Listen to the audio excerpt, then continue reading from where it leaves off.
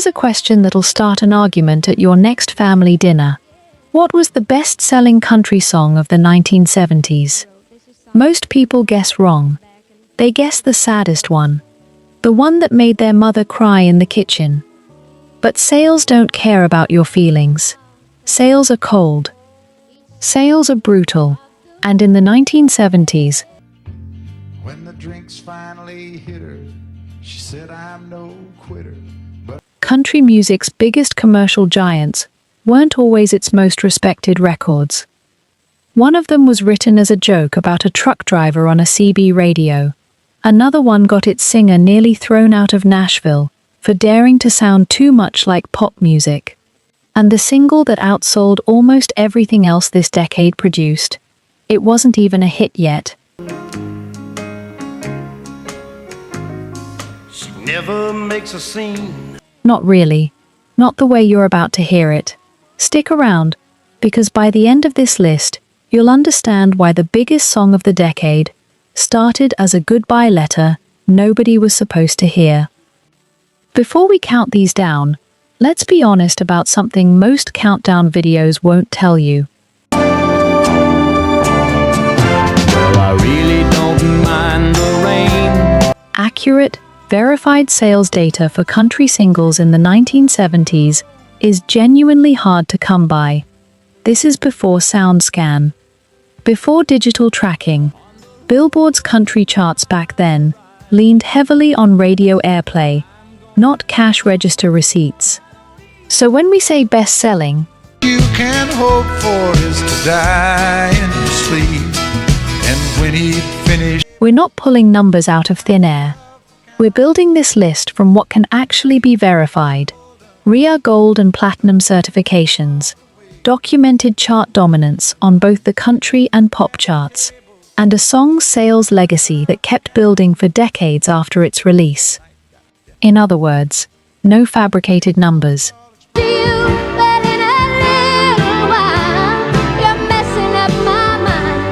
Just the songs that moved the most units, crossed the most boundaries, and proved they could outlast the decade that made them. These are the 10 country songs of the 1970s that didn't just top a chart, they sold. Let's start at number 10.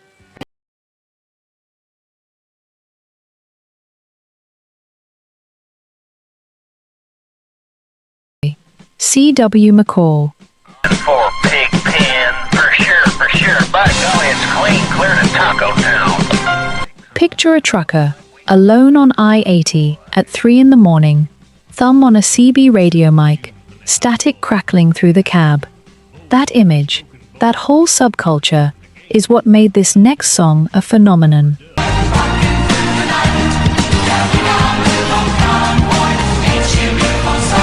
In 1975, a former ad executive named Bill Fries created a fictional radio persona, C.W. McCall, to sell bread in a series of Nebraska television commercials. That's right. About 10, Roger, about 5 miles or so. Yeah, them hogs is getting intense up here. Country music's biggest novelty smash of the decade began as a bakery jingle. Fries and composer Chip Davis kept the character going, and in late 1975 they released Convoy. We could tell by the smell we was heading for hell, and the devil was dirty lie. A song built entirely out of CB radio slang about a runaway truck convoy defying speed traps across state lines. It shouldn't have worked. It sounded like a joke on paper.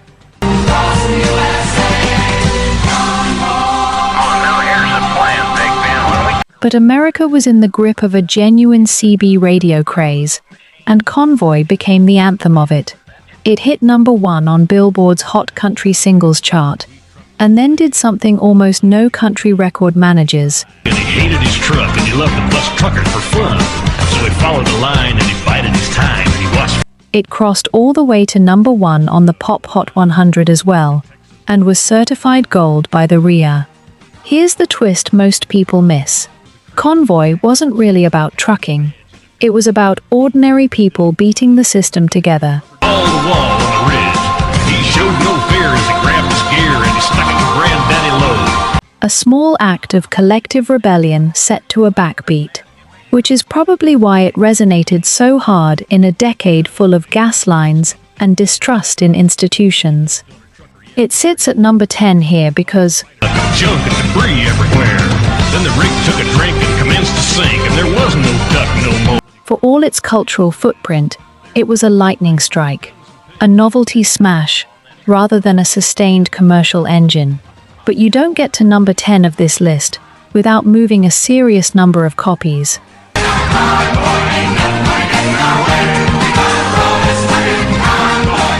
And our next entry proves that sometimes the biggest sales come from an artist nobody expected to become a country superstar in the first place.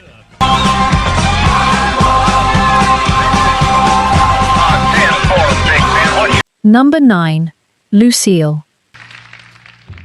In a bar in Toledo, across from the depot. Kenny Rogers' Nashville in 1977 had a problem, and his name was Kenny Rogers. He wasn't raised on the Grand Ole Opry. He'd been in a jazz trio, a psychedelic rock band called The First Edition, In the mirror I saw him. and had a beard that made him look more like a riverboat gambler than a country star, which, as it turns out, was foreshadowing. That year, Rogers released Lucille, a stark story song about a man in an Ontario bar who's approached by a woman But I was dead. But he started shaking his big on her way out on her husband and 4 hungry kids. The line that made the song immortal, "You picked a fine time to leave me, Lucille," very nearly wasn't the hook at all. Songwriters Roger Bowling and Hal Bynum You picked a fine time to leave me, Lucille. built the entire structure around that single moment of dialogue, and Rogers, in the studio, made the unusual choice to speak the opening verses rather than sing them, like a man telling a bar story. Now after he left us, I ordered more whiskey. He still can't quite believe. The gamble paid off. Lucille hit number 1 on the country chart, crossed over into the pop top 10, sold well over 1 million copies, and won Rogers his first Grammy. Now she was a beauty, but when she came to me, she must have For Best Male Country Vocal Performance. The song that made Nashville accept Kenny Rogers as one of their own was written by 2 men who'd never met him, about a scene that happened, as far as anyone can verify, hold her. The words that he told her kept coming back time. at a real bar, though which one has been claimed by at least 3 towns ever since. It's the sound of country music, quietly admitting that the biggest sales sometimes come from the outsiders. Now I've had some bad times, lived through some sad times, but Number 9, and the artist at number 8, didn't just cross over from country into pop. For one glorious year, he owned both charts at the same time. time to leave me, Lucille. You picked a fine time to leave. Number 8, the most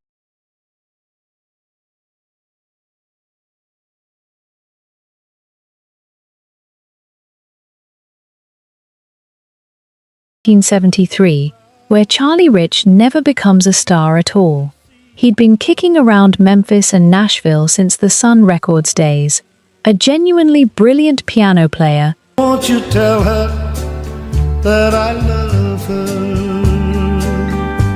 who kept getting filed under the wrong genre by label after label. Then producer Billy Sherrill, the same architect behind Tammy Wynette's biggest hits, put him in the studio with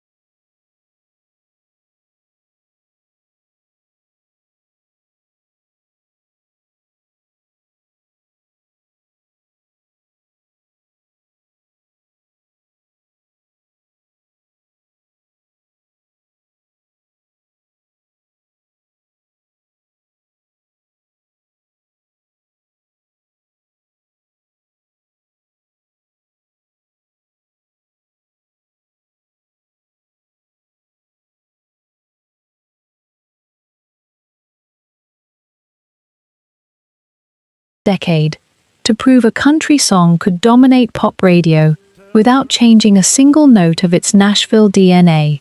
Oh, won't you tell her that I love her? Number 8. And speaking of Charlie Rich, the song he released 1 year earlier didn't just outsell most of his catalog. It rewrote what a country ballad was allowed to sound like.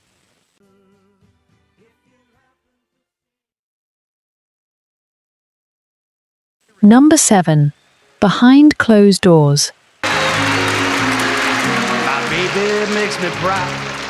Lord, don't she? Charlie Rich before The Most Beautiful Girl, there was Behind Closed Doors. And honestly, this one might be the more important record. Released in 1973, And when we get behind, it's a smoky, string-laden ballad about a devoted husband who tells the world his wife is a proper lady, while privately celebrating everything she is behind closed doors.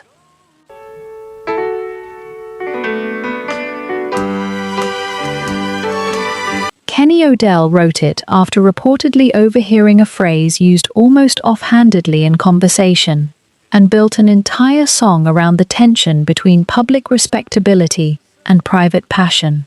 lady, just like a lady should be. Daring subject matter for country radio in the early 70s. The gamble worked spectacularly. Behind Closed Doors spent weeks at number 1 on the country chart, crossed into the pop top 20, She's still a baby to me. sold well past 1 million copies, and swept both the CMA and the Grammy for Song of the Year and Best Country Song. But here's the twist. This is the same year, the same Charlie Rich,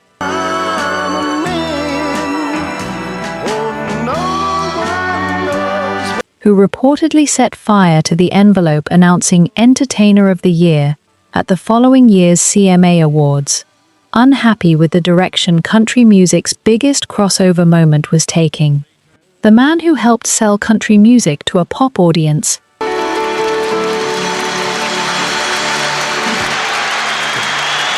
became one of its loudest critics for doing exactly that. Complicated, right?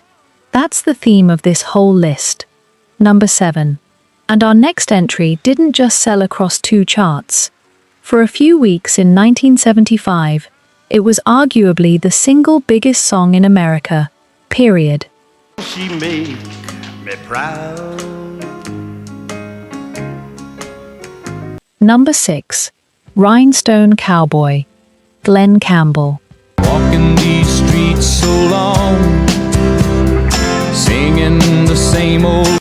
There's a certain kind of song that sounds like triumph and is actually about survival, and Rhinestone Cowboy is the platonic ideal of that trick. Songwriter Larry Weiss wrote it in 1974. But I'm gonna be where the lights are shining on me. As a meditation on the grind of showbiz, getting nowhere fast, riding subways, chasing a spotlight that keeps moving. He recorded his own version first, and it went nowhere.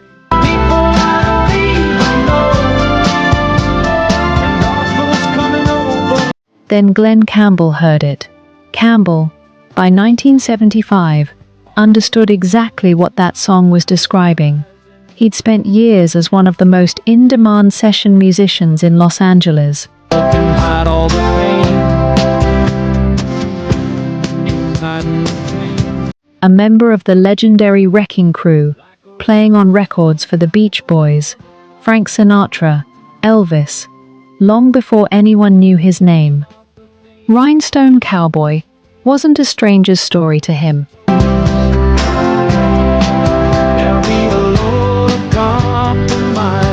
It was autobiography. His version hit number 1 on the country chart and number 1 on the Pop Hot 100 simultaneously, was certified gold, and became the single biggest hit of his career.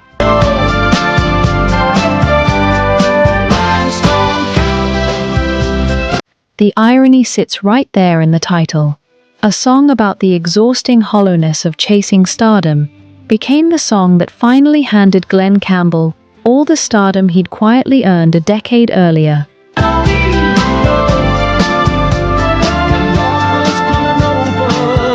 Unseen, unheard, and uncredited on somebody else's records. It's one of the purest crossover triumphs of the decade, and it's only at number 6 because bigger cultural earthquakes were still coming. This next one didn't just sell records.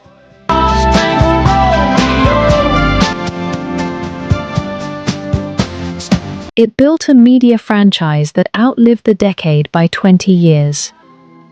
Before we get to the top 5, and trust me, the stories only get bigger from here, if you're the kind of person who wants the real history behind the music, not just the highlight reel,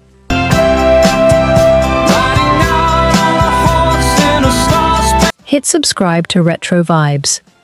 We dig past the liner notes on every one of these deep dives, so the next time one of these songs comes on, you'll be the one at the table who actually knows the story. Alright, back to the countdown. And nice guys get washed away like the snow and the rain. Number 5. The Gambler. On a train bound for nowhere, I met up with a gambler. Kenny Rogers' songwriter Don Schlitz was 23 years old, broke, and driving a cab in Nashville when he wrote a song about a chance encounter on a train with a wisdom-dispensing stranger who was dying and who traded his life philosophy for a swig of whiskey. Then he bummed a cigarette and asked me for a light. And the night It got rejected, repeatedly, for 4 years. Then, in 1978, Kenny Rogers recorded it, and The Gambler didn't just become a hit, it became a cultural shorthand. You've got to know when to hold 'em, know when to fold 'em. know when to fold 'em, know when to walk away. Entered the American vocabulary so completely that people who've never heard the actual song still quote the chorus. It hit number 1 on the country chart, won the Grammy for Best Country Song, and sold well over 1 million copies.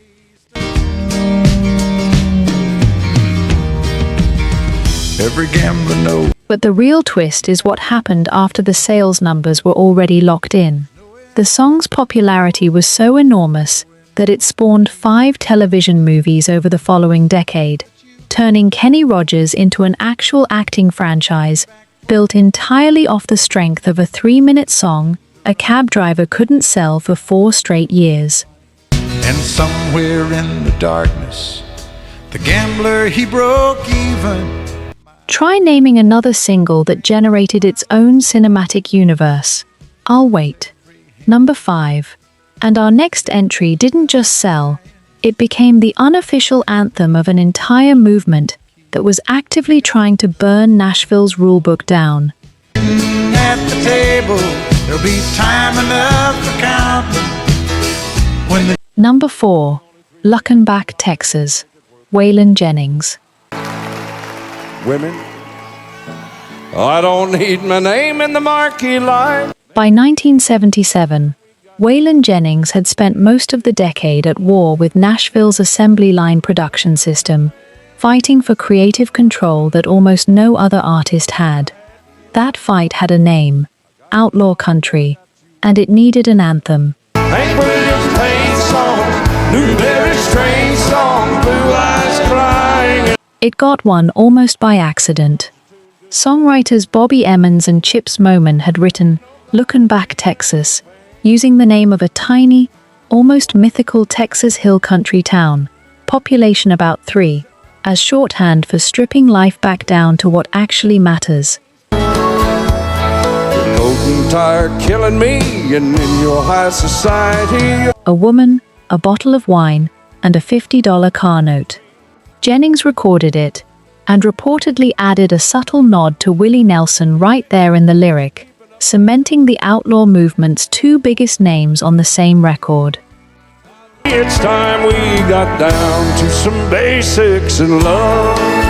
Show 'em. Luckenbach, Texas, spent 6 weeks at number 1 on the country chart, one of the longest reigns of the decade, and its sales surge did something remarkable in the real world. It single-handedly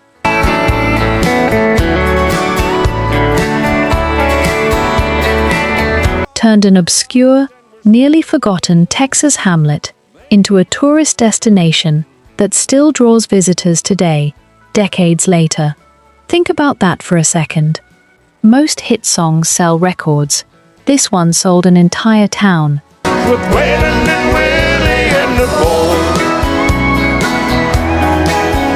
It's proof that by the back half of the 70s, the Outlaws hadn't just infiltrated country music, they'd taken it over, and America was buying every copy. Number 4. Our next 3 entries all belong to the same artist, and each one tells you something different about how she conquered this decade.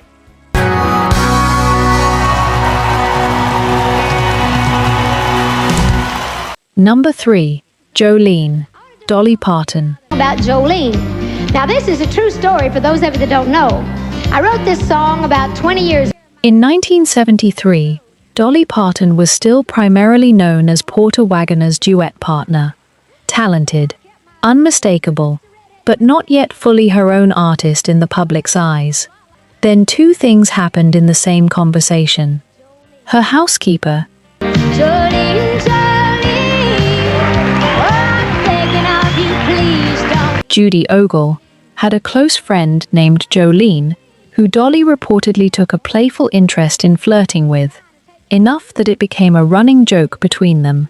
And separately, a red-headed bank teller caught Dolly's husband's eye a little too long for comfort. With ivory skin and eyes of emerald green.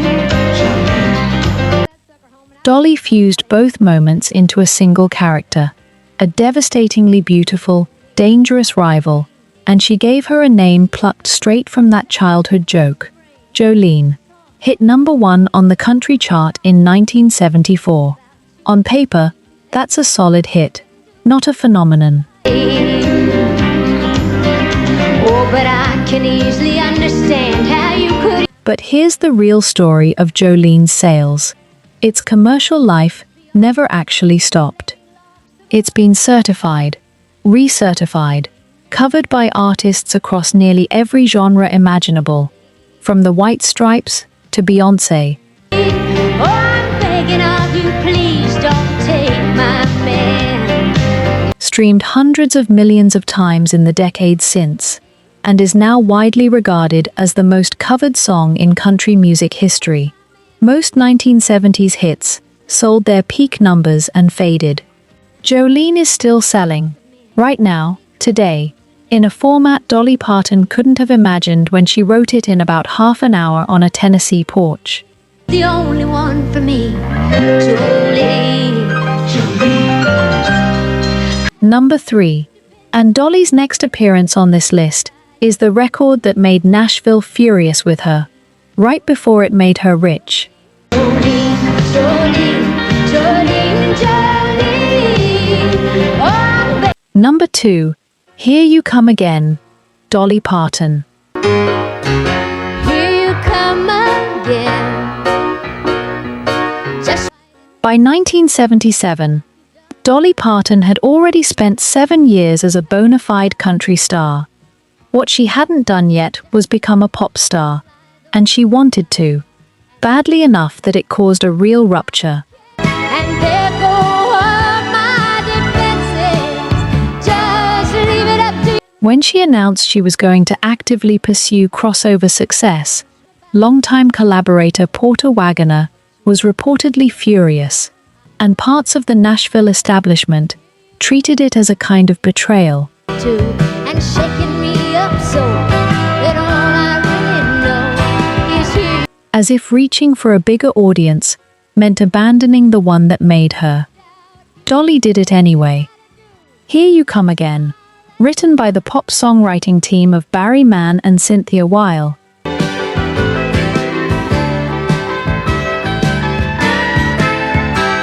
Not even a Nashville-born song, became her vehicle. It hit number 1 on the country chart, But the real story is what happened next. It climbed all the way to number 3 on the Pop Hot 100 and became Dolly Parton's first ever certified gold single. And looking better than a body has a right to, and shaking me up. An achievement no amount of prior chart success had earned her. The song the purists worried would dilute her identity ended up being the exact record that proved she never needed anyone's permission to expand it. Here You Come Again sold more copies than almost anything else on this entire list.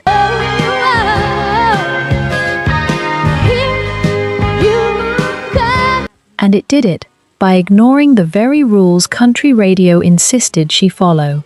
Number 2, which brings us to the song that didn't just outsell the decade, it outsold the genre itself.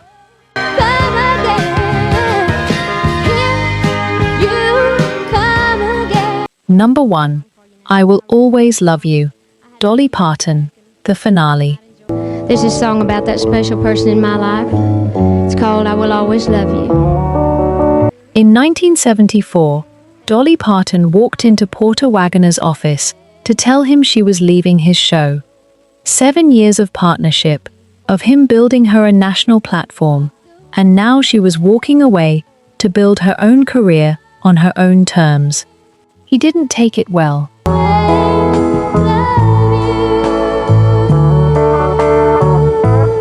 So instead of arguing, Dolly did what she always did best. She went home and wrote him a song, one that said everything she couldn't say to his face. I Will Always Love You is, on its surface, a breakup song. Underneath, it's something rarer, a genuinely honest goodbye. 'Cause we both know that I'm not what you... Grateful and heartbroken in the same breath. Written not for the radio, but for one specific, real conversation. It worked on Porter immediately. Reportedly, hearing it was what finally made him let her go with his blessing.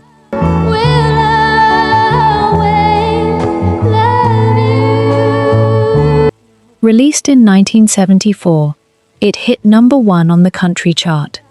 Then something almost nobody could have predicted happened. Dolly re-recorded it in 1982 for the film The Best Little Whorehouse in Texas, and it hit number 1 on the country chart again, making it one of the only songs in history that you ever dreamed of. And I wish you joy. To top the same chart twice with 2 different versions, 8 years apart. But that's not even the twist. In 1992, Whitney Houston recorded a soaring, entirely reimagined version of the song for the film The Bodyguard.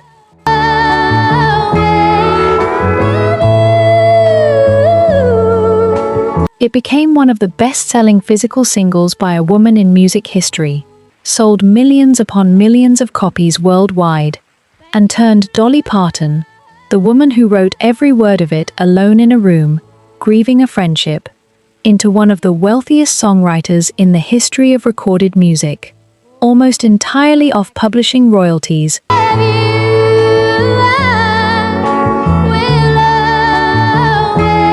From a version of the song she didn't even sing. Think about what that means. The best-selling country song of the 1970s wasn't really a hit in the 1970s at all. It was a quiet, devastating goodbye letter that took nearly 2 decades to become the commercial giant it was always destined to be. Oh, I'll think of you each step of... Dolly Parton once said she almost lost the rights to that song entirely, turned down a reported fortune from Elvis Presley's management just to keep control of it. If she'd said yes, none of what came after would exist. She said no, and that's the whole story of this list, right there. And taking with me. The biggest sales in country music history didn't come from chasing the charts. They came from an artist who trusted a 3-minute goodbye enough to protect it, and let the world catch up decades later. So what do these 10 songs actually have in common? Not much. On the surface, a CB radio novelty.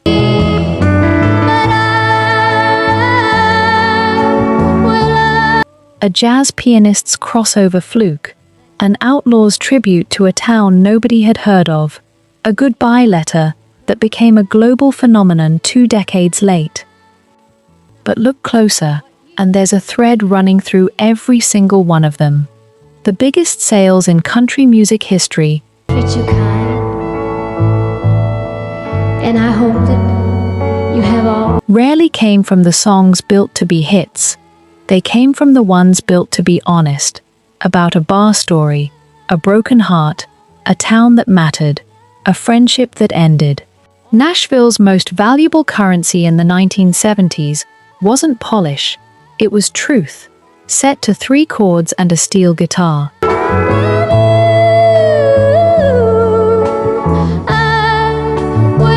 Which one of these actually surprised you? Tell us in the comments. And if you want more of the real stories behind the songs you grew up on, you know what to do. This has been Retro Vibes. We'll see you on the next. Thank you. Thank you so much. We'll be right back after this commercial. Thank you.